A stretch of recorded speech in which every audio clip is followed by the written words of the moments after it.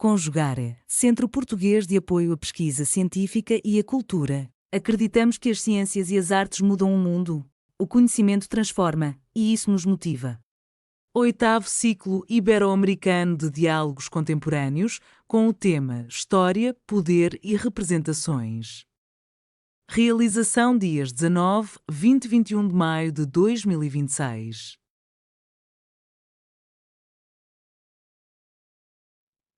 Olá, meu nome é Natane Rincon Azevedo e sou doutoranda em História pela UFG. A comunicação que eu vou apresentar hoje, Estados Novos, Culturas Novas, a gestão da cultura no Estado Novo de Salazar e no Estado Novo de Getúlio Vargas, é parte dos meus estudos feitos no doutoramento sanduíche na Universidade de Coimbra, através da bolsa PDSE. O objetivo desta comunicação é comparar a gestão da cultura em dois regimes ditatoriais, o Estado Novo Português e o Estado Novo Brasileiro. O recorte é as décadas de 1930 e 1940. Mais especificamente até 1945, quando acaba a ditadura do Estado Novo Brasileiro, enquanto o Estado Novo Português continua até 1974. Há duas perguntas centrais nesta comunicação. Como foram estabelecidas as gestões da cultura no período? Quais foram os usos e as apropriações da cultura? Nosso objetivo é responder essas perguntas por meio do método História Comparada, buscando pelas semelhanças e diferenças entre os objetos. O Estado Novo em Portugal é fruto de um processo que ocorre na ditadura militar portuguesa, sendo que essa ditadura iniciou em 1926 e teve um longo processo em que Antônio de Oliveira Salazar, que começa como ministro das Finanças, vai aos poucos ganhando poder, até se tornar presidente do Conselho. E em 1933, há a Constituição Federal de 1933, que é considerado como um ponto fundamental para o estabelecimento do Estado Novo português. O passado de Portugal foi apropriado pelo regime do Estado Novo, de uma forma bastante propagandística, buscando a legitimação do regime no Império Português e também na defesa de valores morais católicos em um discurso extremamente nacionalista. Um exemplo são as comemorações do duplo centenário da fundação e da restauração da independência de Portugal, em 1940. Um aspecto fundamental para a gestão da cultura foi a institucionalização da censura, que podemos separar em duas frentes. Uma são as polícias de repressão, que no caso português é importante destacar que atuavam tanto numa forma doméstica como numa forma internacional nas colônias. Isso também vai acontecer na outra frente da censura, que é também a frente da propaganda e do controle dos meios de comunicação. Para o Torgal, a repressão foi fundamental para a manutenção do regime. Porém, também a reprodução ideológica foi essencial para que o Estado Novo Português se mantivesse durante tanto tempo.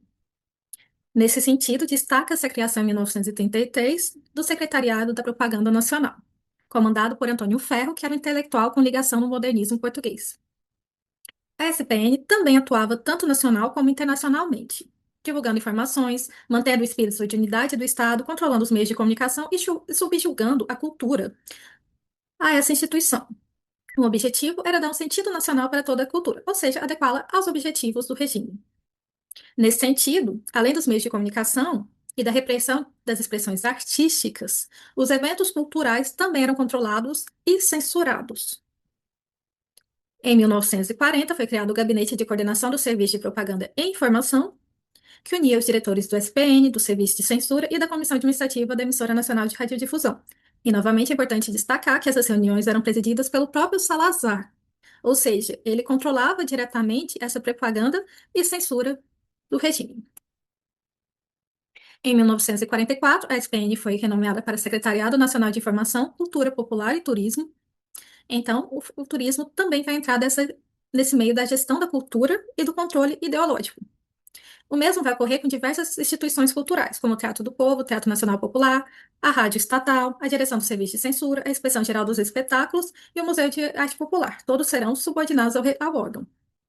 O cinema, nesse período, tinha um objetivo propagandístico, muito similar ao que ocorria na Alemanha nazista, com a diferença de que o objetivo era realmente uma propaganda do regime e não necessariamente, como ocorria na Alemanha, que era também um objetivo racial.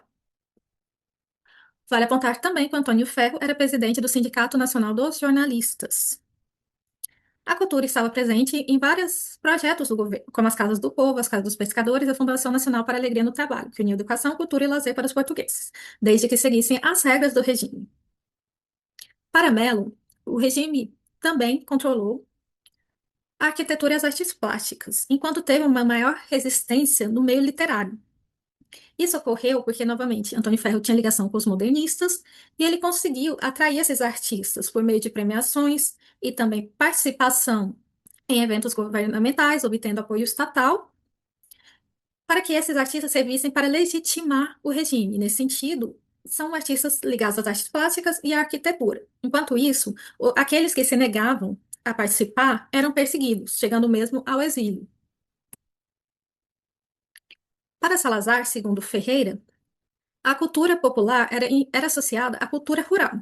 Enquanto isso, a cultura urbana era vista de uma forma como se fosse um problema, por ser um reflexo da degenerescência da civilização da modernidade. Assim, nós tínhamos uma ideologia conservadora, autoritária e influenciada pelo pensamento católico, o que impactava diretamente na visão da cultura. Assim, passava-se a valorizar uma cultura relacionada à ruralidade, pois seria ela que teria uma ligação forte com a tradição portuguesa e com o ser português. E essa seria a cultura nacionalista da ideologia do Estado Novo. Isso pode ser notado na seleção do patrimônio histórico e artístico, no qual prevalecia os monumentos medievais, por serem considerados, abre aspas, testemunhos das origens pátrias e traduzir eventos emblemáticos da história nacional, conforme Cardoso e Santos. A direção geral dos edifícios e monumentos nacionais, criada em 1929, foi dirigida por Henrique Gomes da Silva por cerca de 30 anos. Assim, estava sob um controle muito claro de uma visão particular, já que manteve o mesmo diretor durante 3 décadas. Além disso, o barroco português foi valorizado por meio dos projetos das casas econômicas, encabeçadas pelo arquiteto Raulino, e buscou-se, ao criar essas casas voltadas para a classe média apoiadora do regime, uma ideia novamente rural, das grandes propriedades rurais, das quintas e dos solares, para influenciar no que seria essa legítima casa portuguesa. Já no Estado Novo Brasileiro, uma breve contextualização histórica. Getúlio Vargas assumiu o poder no Brasil após a Revolução de 1930. Vale apontar que havia diferentes correntes políticas integrando o governo Vargas. Enquanto no Estado Novo Português era mais uma elite católica, uma direita extremamente católica, e vamos unir ali vários tipos de direitos, no governo Vargas nós vamos ter uma maior diversidade. Principalmente havia oligarquias dissidentes, alguns liberais, integralistas e, em bem menor medida, comunistas, caso do escritor Carlos Drummond de Andrade. Getúlio Vargas foi eleito indiretamente presidente pelo Congresso nesse meio tempo, mas ele não poderia concorrer à reeleição por não ser permitido pela Constituição. Porém, em 1987, estavam sendo preparadas eleições para o ano seguinte, e, nesse sentido, a maior chance é que vencesse candidatos opositores a Getúlio Vargas. Nesse sentido, o plano falso, divulgado pela imprensa, de que os comunistas objetivavam fazer um golpe de Estado, que na verdade foi um plano criado pelos integralistas, foi utilizado pelo governo para justificar um autogolpe. Assim, em 10 de novembro de 1987, Getúlio Vargas assumiu o poder novamente, porém por meio de um golpe de Estado. Um autogolpe, já que ele era já o presidente. O núcleo do poder, nesse período, seria formado por militares, industriais e as elites regionais. Assim como no Estado Novo Português, algo fundamental foi a institucionalização da censura, da propaganda e do controle dos meios de comunicação. Isso vai ocorrer principalmente com a criação do Departamento de Imprensa e Propaganda, que tem uma inspiração nazifascista, como também vale apontar, ocorreu em Portugal com a SPN, e que era liderado no Brasil por integralistas, começando pelo diretor Lorival Fontes e por colaboradores que eram nomes do movimento. Esse órgão também possuía versões estatais, que eram responsáveis por fiscalizar e controlar os meios de comunicação locais. O DIP também controlava a propaganda governamental. Através da censura, subordinou a imprensa como veículo de propaganda do regime. Além de censurar, como ocorria em Portugal, esse departamento também era responsável pelas premiações. Nesse sentido, embora houvesse a perseguição de escritores opositores ao regime, como Jorge Amado, e uma censura no mercado editorial, também era o mesmo órgão que premiava os escritores e artistas relacionados ao governo. Porém, uma diferença fundamental entre Brasil e Portugal no período é que se havia um maior alinhamento às políticas e ideologias do governo na gestão da cultura, No Brasil, nós vamos ter uma disputa dentro do próprio governo. Chuva aponta que havia principalmente duas frentes com visões diferentes da cultura. Uma era promocional, que objetivava o nacionalismo cultural e uma cultura voltada para a educação, encabeçada pelo Ministério da Educação e da Saúde. Outra, por sua vez, era censora, uma espécie de autoritarismo cultural e propagandístico, comandado primeiro pelo Ministério da Justiça e dos Negócios Interiores e depois pelo Departamento de Imprensa e Propaganda, que nasceu deste ministério. Nesse período também havia um grande debate sobre nação e nacionalismo no meio intelectual, o que levou os modernistas que encabeçaram esse debate a acreditar na possibilidade de que a transformação e a reforma das políticas culturais ocorreriam por meio de um governo, mesmo que esse fosse autoritário. Assim, muitas figuras relacionadas à cultura eram também agentes do governo. Eram as pessoas que construíam as políticas públicas do governo. Nesse sentido, no Ministério da Educação e da Saúde, nós vamos ter uma composição ampla, com liberais e alguns comunistas. E aqui, novamente, o exemplo do escritor Carlos Drummond de Andrade, e podemos citar também o arquiteto Oscar Niemeyer, como dois comunistas que integraram essa visão do Ministério da Educação. Além disso, o ministério era dirigido por Gustavo Capanema.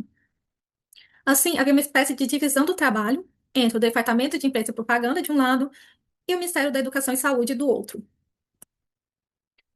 Também havia quase visões distintas da arte. Uma separação entre a cultura popular, que ficava nas mãos do Departamento de Imprensa e Propaganda, que a usava com uma finalidade propagandística, e nesse sentido vai ajudar na apropriação do samba, do carnaval, do futebol e de outras coisas como símbolos da nação. E do outro lado, nós tínhamos uma cultura mais erudita, sendo controlada pelo Ministério da Educação e Saúde. Porém, vale apontar que ambas as instituições estavam ao serviço do mesmo governo. Além disso, podemos usar como exemplo o rádio e o cinema dessa divisão. Enquanto no DIP nós vamos ter, por exemplo, o uso do rádio, que era o meio de comunicação mais popular. Na criação da Hora do Brasil, desse meio de propaganda do governo nesse programa, do outro lado, encabeçado por Roquete Pinto, nós vamos ter um uso do rádio para uma finalidade de educação, através do Ministério da Educação e Saúde. E o cinema também era visto da mesma forma e disputado por esses dois órgãos. Mas no final do dia, ainda a ideologia oficial do Estado Novo Brasileiro que estava em jogo, mesmo com essas visões distintas da cultura. Além disso, o Estado Novo brasileiro também se apropriou dos mitos e heróis nacionais. Porém, uma diferença para o Estado Novo português é que, se no Estado Novo português essas figuras já estavam estabelecidas, no Estado Novo brasileiro elas são criadas, claro que recorrendo ao passado, para isso. O mesmo ocorria com símbolos, como o carnaval, que passou de uma festa de rua para uma festa que tinha uma organização das prefeituras. Além disso, e por fim, também houve uma disputa para ver qual grupo iria controlar a construção do patrimônio histórico e artístico nacional. Até então, o patrimônio e as políticas patrimoniais iniciais estavam sob a gestão do grupo do Departamento de Imprensa e Propaganda. Não necessariamente do departamento em si, mas de pessoas do mesmo grupo ideológico. É um exemplo a Inspetoria de Monumentos Nacionais, que foi controlada pelo Museu Histórico Nacional, comandado pelo integralista Gustavo Barroso. Porém, Gustavo Capanema, o ministro da Educação e Saúde, tinha ligações com modernistas, principalmente os arquitetos modernistas. E, nesse sentido, o grupo do Ministério da Educação saiu vencedor da disputa. E, assim, houve a criação do Serviço do Patrimônio Histórico e Artístico Nacional, pelo Decreto-Lei nº 25, de 1987. E vale apontar que foi escrito pelo...